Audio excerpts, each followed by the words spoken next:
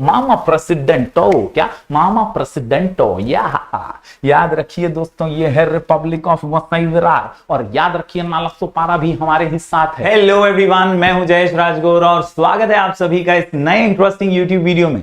दोस्तों हम पढ़ रहे हैं क्लास 12 का ओसीएम न्यू सिलेबस और ये है चैप्टर नंबर 7 कंज्यूमर प्रोटेक्शन का एक और महत्वपूर्ण वीडियो।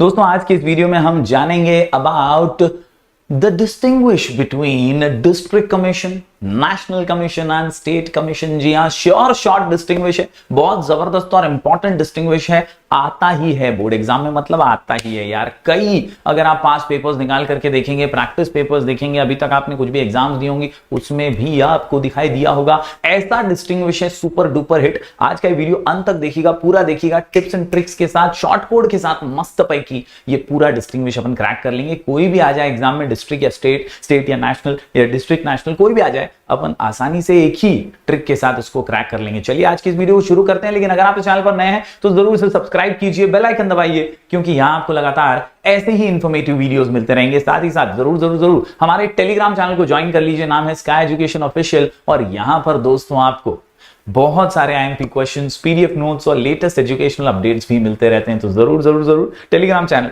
स्काई एजुकेशन ऑफिशियल से जुड़ जाइए। चलिए आज के इस वीडियो को शुरू करते हैं। Before we start with the distinguish, पहले जरा सा एक ब्रीफ ओवरव्यू ले लेते हैं कंज्यूमर के कुछ एनजीओज का जो संभालते हैं कंज्यूमर्स के अधिकारों को और हेल्प करते हैं उन्हें।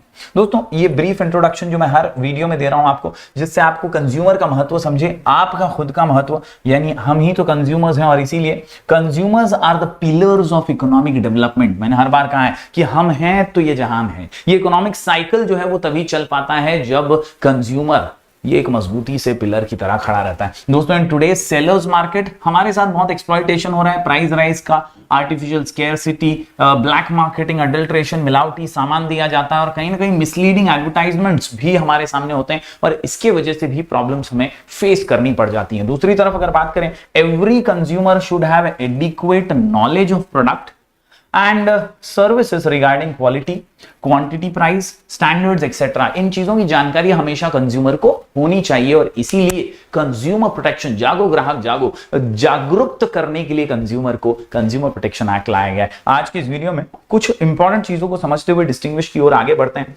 सबसे पहले role of consumer organisation and NGOs. ये जो संस्थाएं हैं इनका रोल क्या है, इनकी रिस्पॉन्सिबिलिटी क्या है, इनका महत्व क्या है। तो भाई नॉन गवर्नमेंट ऑर्गेनाइजेशन यानी एनजीओ या नॉन प्रॉफिट और नॉन पॉलिटिकल ऑर्गेनायझेशन इन्हें कह सकते हैं, इनका एम होता है promoting the welfare of the people. म्हणजे लोकांसाठी काम करणारी संस्था, त्यांच्यासाठी झटणारी, त्यांच्यासाठी काम करणारी ही संस्था असते आणि याच्यात कोणतेही पॉलिटिकल इंटरफेरेंस नसतो। एकदम ही एनजीओ इन्हें इसलिए ही कहते हैं क्योंकि नॉन पॉलिटिकल होती हैं और कहीं ना कहीं इनका एम जो है, इनका मकसद जो है ये नॉन प्रॉफिट होता है, सोशल वेलफेयर होता है, सामाजिक कल्याण होता है। The main aim of these NGOs is to study the trend of prices in the market and publish them for the information of consumers and agitate, आवाज उठाना against the malpractices of traders। तो इनको consumer को सही दाम बताने हैं, उसे पब्लिश करना है अपने आर्टिकल्स के थ्रू और कहीं ना कहीं ट्रेडर्स की कोई माल प्रैक्टिसेस हैं तो उनके खिलाफ आवाज उठाने का काम भी करती हैं। बात करें दोस्तों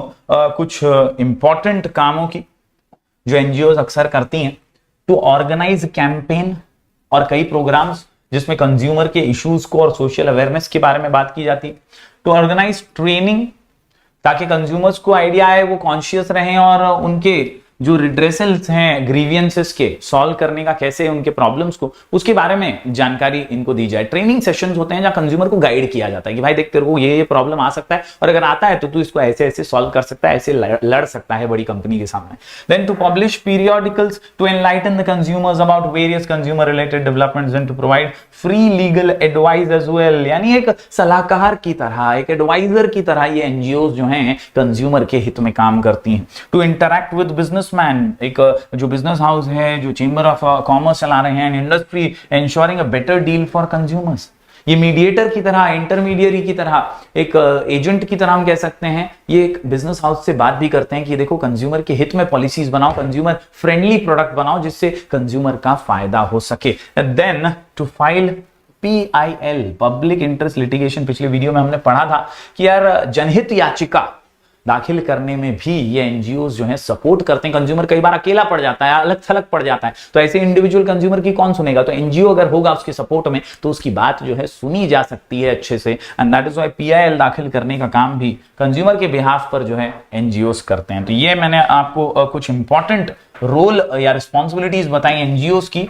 ये कुछ एग्जांपल्स हैं दोस्तों एनजीओस के जो काफी फेमस हैं, जैसे सीजीएसआई वॉइस करके एक संस्था है जिसे हम voluntary organisation in interest of consumer education कहते हैं।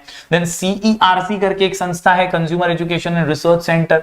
फिर consumer association of India, Mumbai Grahak Panchayat और ग्राहक शक्ति जैसी कई संस्थाएं हैं और भी जो ग्राहकों के, कंज्यूमर के, उपभोक्ताओं के हित के लिए काम करती हैं। चलिए आज के मुख्य इंपॉर्टेंट क्वेश्चन की ओर बढ़ते हैं, जो है distinguish between district, state and national commission. बड़ा ही जबरदस्त क्वेश्चन है। District, state, national commission, district, state, national commission, ये डिस्टिंग्विश बहुत जबरदस्त है, बोर्ड एग्जाम में हमेशा दिखाई देता है। डिस्ट्रिक्ट, स्टेट और नेशनल कमीशन का डिस्टिंग्विश, कुल मिलाकर के 7 पॉइंट यहां पर दिए हुए हैं और ये 7 पॉइंट्स को दिमाग में फिट करने के लिए आसानी से हमारा शॉर्टकट है मामा प्रेसिडेंट। क्या है? मामा प्रेसिडेंट। क्या है? मामा प्रेसिडेंट। क्या है? मामा प्रेसिडेंटो। या बहुत जबरदस्त सा है ये शॉर्ट कोड और इसी जबरदस्त शॉर्ट कोड के साथ आप याद रख लेंगे मीनिंग, मॉनिटरी ज्यूरिसडिक्शन, ए से एरिया कवर्ड, एम से मेंबर, एम से मेंबरशिप टेन्योर, ए से अपील और पी से प्रेसिडेंट। तो मामा प्रेसिडेंटो।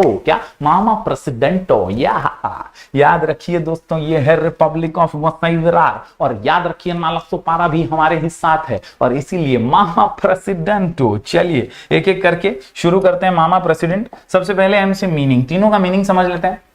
ये डिस्ट्रिक्ट, स्टेट और नेशनल कमीशन का गठन क्यों किया गया है, क्या है इसके अंदर खास? सबसे पहली चीज, a consumer dispute redressal forum at the district level established by the state government is known as district commission. यानी ये एक ऐसी संस्था है जो राज्य की सरकार ने इसे एस्टैब्लिश किया है ताकि कंज्यूमर की प्रॉब्लम्स को, उनके रिड्रेसल को बढ़ावा दिया जा सके, सॉल्व किया जा सके उनके प्रॉब्लम्स को इस संस्था के माध्यम से। और ये राज्य सरकार जो है अलग अलग जिलों में इसको स्थापित करती है, इसीलिए इसको डिस्ट्रिक्ट कमीशन कहते हैं। दूसरी तरफ स्टेट कमीशन की बात करें तो इसका मीनिंग बड़ा ही सिंपल है, कंज्यूमर डिस्प्यूट रिड्रेसल फोरम। देखो सेम लाइन है, बाहर हो जाएगी। Consumer dispute redressal forum at the state level, ये डिस्ट्रिक्ट लेवल पे था, ये स्टेट लेवल पे, establish by the state government is known as state commission. ये डिस्ट्रिक्ट लेवल पर है, आपकी पर्टिकुलर डिस्ट्रिक्ट होगी, थाने डिस्ट्रिक्ट, वसई जो तालुका है आपका, जो भी आपकी पालघर डिस्ट्रिक्ट, तो ऐसी डिस्ट्रिक्ट होती हैं। और ये डिस्ट्रिक्ट में जब होता है तो डिस्ट्रिक्ट कमीशन, और स्टेट में स्टेट वाइज जब एक ऐसी कमीशन बनाई जाती है, एस्टैब्लिश की जाती है राज्य सरकार द्वारा, तो उसे स्टेट कमीशन कहते हैं। दूसरी तरफ नेशनल कमीशन की बात करें, फिर से सेम है, consumer dispute redressal forum, consumer dispute redressal forum, consumer dispute redressal forum, कंज्यूमरचे डिस्प्यूट म्हणजे कंज्यूमरचे प्रॉब्लेम्स, रिड्रेसल फोरम म्हणजे त्यांना ऐकून त्यांना सोल्युशन देणारी फोरम, अशी एक ऑर्गनायझेशन, त्याला म्हणतात redressal forum at the national level established by central government. ये देखो इधर नया चेंज, ये दोनों राज्य सरकार और ये केंद्र सरकार, समझ रहे हो, ये दोनों राज्य सरकार और ये केंद्र सरकार, ये राज्य सरकार एस्टैब्लिश करती है और national commission central government establish करती है और नोटिफिकेशन देते हैं इसे नेशनल कमीशन। क्या बोलते हैं इसको? National commission. उम्मीद करता हूं दोस्तों पहला पॉइंट मामा प्रेसिडेंट में आपको समझ में आ गया होगा, एम से मीनिंग। बढ़ते हैं आगे दोस्तों अगले पॉइंट की ओर। एम से आता है member. Member not less than 2, 2 member तो चाहिए, and not more than such number of members as may be prescribed in consultation with central government. मतलब केंद्र सरकार के साथ बातचीत करके जो नंबर तय होता है उतने नंबर ऑफ मेंबर्स मैक्सिमम होने चाहिए, लेकिन मिनिमम नंबर कितना है? 2 ठो लोग चाहिए, 2 ठो लोग के बिना नहीं हो पाएगा और इसीलिए नॉट लेस देन 2 याद रखिए। और यहां पर not less then 4, state commission में नॉट लेस देन 4, और यहां पर भी कंसल्टेशन किससे करना है? केंद्र सरकार से। इधर 2 मेंबर है डिस्ट्रिक्ट में, 4 मेंबर है स्टेट कमीशन में। National commission not less than 4 and not more than such number of members as prescribed। तो डिसाइड करके 4 मेंबर, तो ये दोनों तो आपको सेम ही मिल जाएंगे।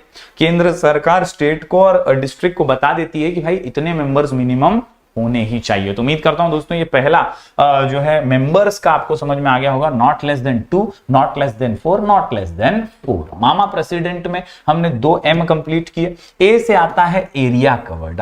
कौन सा एरिया कवर करते हो भाई साहब? तो डिस्ट्रिक्ट कमीशन जो है ये डिस्ट्रिक्ट कवर करती है, एक जिला, एक पर्टिकुलर राज्य को कवर करता है, एक स्टेट। और नेशनल कमीशन एंटायर कंट्री, ये पूरे देश को ही कवर कर लेते हैं। तो बड़ा ही सिंपल है। ए से एरिया कवर्ड, ए से एरिया कवर्ड, ए से एरिया कवर्ड। यहां पर डिस्ट्रिक्ट कवर होती है, यहां स्टेट कवर होता है, और यहां नेशनल कमीशन में पूरे देश के लिए कमीशन काम करता है। उम्मीद करता हूं एक आसान सा पॉइंट ए से एरिया कवर्ड आपको समझ में आ गया होगा। बढ़ते हैं आगे।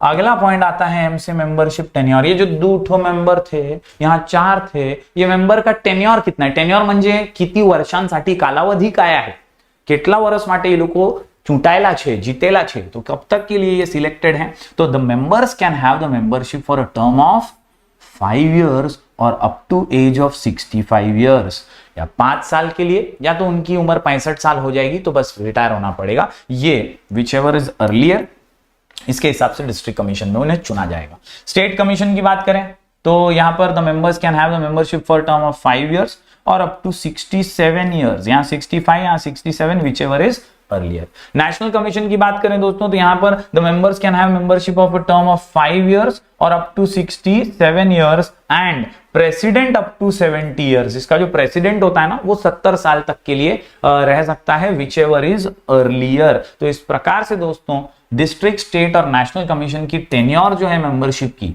वो 5 साल ही है। बट एजेस में अगर आप देखें तो 65 years डिस्ट्रिक्ट कमीशन के लिए, 67 years स्टेट के लिए, यहां पर भी 67 years मेंबर के लिए है और प्रेसिडेंट के लिए 70 years है। उम्मीद करता हूं दोस्तों मेंबरशिप टेन्योर का पॉइंट भी आपको क्लियर हो गया होगा। मामा प्रेसिडेंट हो। यहां पर अगला पॉइंट आता है मॉनिटरी ज्युरिस्डिक्शन, म्हणजे पैशाची जी तुम्हाला भरपाई किंवा कंपेन्सेशन करायची असेल तर वो ज्युरिस्डिक्शन किसका है, कौन कितनी भरपाई करेगा? तो याद रखिए, to entertain complaints where the value of the goods और services paid as consideration does not exceed 1 crore. District commission के हक में या उसके ज्यूरिसडिक्शन के अंदर वो 1 करोड़ तक के ही फैसले ले सकते हैं। 1 करोड़ से ज्यादा का अगर केस है तो ऐसी कंप्लेंट को डिस्ट्रिक्ट कमीशन हैंडल नहीं करेगा, वो पास ऑन कर देगा। यहां पर स्टेट कमीशन की बात करें, to entertain complaints where the value of goods and services paid as consideration exceeds rupees 1 crore but does not exceed rupees 10 crore. तो 1 करोड़ से ऊपर है तो स्टेट कमीशन के पास जाएगा, लेकिन 10 करोड़ से वो कम ही होना चाहिए क्योंकि उसकी लिमिट उतनी ही है। बात करें नेशनल कमीशन की तो यहां to entertain complaints where the value of goods और services paid as consideration exceeds rupees 10 crore. 10 crore से ज्यादा का मामला है, 10 करोड़ से ज्यादा का मामला है तो उसे नेशनल कमीशन हैंडल करेगा। तो बेसिकली मॉनिटरी ज्यूरिसडिक्शन में 1 करोड़ तक के केसेस डिस्ट्रिक्ट कमीशन हैंडल कर सकता है, उसके ऊपर है तो स्टेट कमीशन, 10 करोड़ के ऊपर ये भी नहीं कर सकता, ये किसको ट्रांसफर कर देता है, नेशनल कमीशन के हाथ में है 10 करोड़ से ऊपर वाले मामले। तो ऐसी कंप्लेंट्स आपको समझ में आ गई होंगी कि हैंडल कौन कैसे कर पाता है। ये हमने पढ़ा मॉनिटरी ज्यूरिसडिक्शन। अगले पॉइंट की ओर बढ़ते हैं दोस्तों, ए से अपील। जबरदस्त सा पॉइंट, ए से अपील। मामा प्रेसिडेंट में appeal against the district commission can be made to state commission. Simple है, अगर डिस्ट्रिक्ट कमीशन का फैसला आया और वो आपको समझ में नहीं आया, आपको लगा कि नहीं यार गलत है, तो मेरे पक्ष में नहीं है, मैं इसके ऊपर कैसे कार्रवाई करूं, तो आप डिस्ट्रिक्ट कमीशन के खिलाफ अपील कर सकते हैं। कहां पर? स्टेट कमीशन में। सिमिलरली अगर स्टेट कमीशन का कोई फैसला आया जो आपको समझ में नहीं आया, आपको लगता है गलत है, तो आप नेशनल कमीशन में इसके लिए अपील कर सकते हैं। Appeal against national commission can be made to the supreme court. तो नेशनल कमीशन का जो फैसला आया वो आपको समझ में नहीं आया, आपको लगता है गलत है, मेरे पक्ष में नहीं है, तो इसके खिलाफ आप जा सकते हैं सुप्रीम कोर्ट में। इस तरह से तीनों के मामलों के अंदर आप अपील कर सकते हैं। एज अ कंज्यूमर आपको यह भी अधिकार दिया गया है। तो मामा प्रेसिडेंट आपको समझ में आ गया होगा। मामा, अब प्रेसिडेंट की बात कर लेते हैं। तो प्रेसिडेंट तो होना बहुत जरूरी है, एक मेन अथॉरिटी होनी जरूरी है हर कमीशन में। और यहां पर अगर बात करें डिस्ट्रिक्ट कमीशन की, a person who is sitting और रिटायर्ड और क्वालिफाइड टू बी डिस्ट्रिक्ट जज, जो डिस्ट्रिक्ट जज की लिए क्वालिफाइड है वो डिस्ट्रिक्ट कमीशन का प्रेसिडेंट बन सकता है। स्टेट कमीशन की बात करें तो एक सिटिंग या तो रिटायर्ड जज ऑफ हाई कोर्ट हो सकता है। He shall be appointed by the state government as the president of state commission. तो इसको अपॉइंट कौन करेगी? राज्य सरकार ही करेगी, अगर वो हाई कोर्ट वगैरह में जज रह चुके हैं। नेशनल कमीशन की बात करें तो पर्सन हु इज द और हु इज हैज बीन जज of the supreme court. National commission में कौन प्रेसिडेंट बनेगा? सुप्रीम कोर्ट का जज रह चुका है या रिटायर हो चुका है सुप्रीम कोर्ट का जज रहकर, तो he shall be appointed by the केंद्र सरकार। सेंट्रल गवर्नमेंट ही नेशनल कमीशन के प्रेसिडेंट को चुनती है। बड़ा ही सिंपल सा यहां पर हमने देख लिया। एक डिस्ट्रिक्ट जज बन सकता है प्रेसिडेंट, यहां पर एक हाई कोर्ट का जज बन सकता है प्रेसिडेंट, और यहां पर सुप्रीम कोर्ट का जज जो है नेशनल कमीशन का प्रेसिडेंट बन सकता है। तो उम्मीद करता हूं दोस्तों आपको सारे पॉइंट्स यहां पर समझ में आ गए होंगे। कुल मिलाकर के 7 पॉइंट्स हमने देखे, 7 पॉइंट्स हमने देखे। डिस्ट्रिक्ट, स्टेट और नेशनल कमीशन कोई भी आ सकता है आपको बोर्ड एग्जाम में। डिस्ट्रिक्ट या स्टेट, नेशनल कमीशन या स्टेट कमीशन, ऐसे डिस्टिंग्विश के लिए ये आंसर जरूर पढ़िएगा, इसको छोड़िएगा मत। एम से मीनिंग, एम से मॉनिटरी ज्यूरिसडिक्शन, ए से एरिया कवर्ड, एम से मेंबर, एम से मेंबरशिप टेन्योर, ए से अपील और पी से प्रेसिडेंट। इस तरह से हमने मामा प्रेसिडेंट डिस्टिंग्विश पढ़ लिया है। उम्मीद करता हूं दोस्तों आपको पूरा कॉन्सेप्ट क्लियर हुआ होगा। हम ऐसे ही वीडियोस लगातार आपके लिए लेकर आते रहेंगे। प्लीज चैनल पर अपना प्यार बरकरार रखिए, लाइक कीजिए, शेयर कीजिए अगर यहां तक वीडियो देखा है तो। मिलेंगे फिर एक बार कुछ और नए वीडियोस के साथ, तब तक के लिए do like, share and subscribe.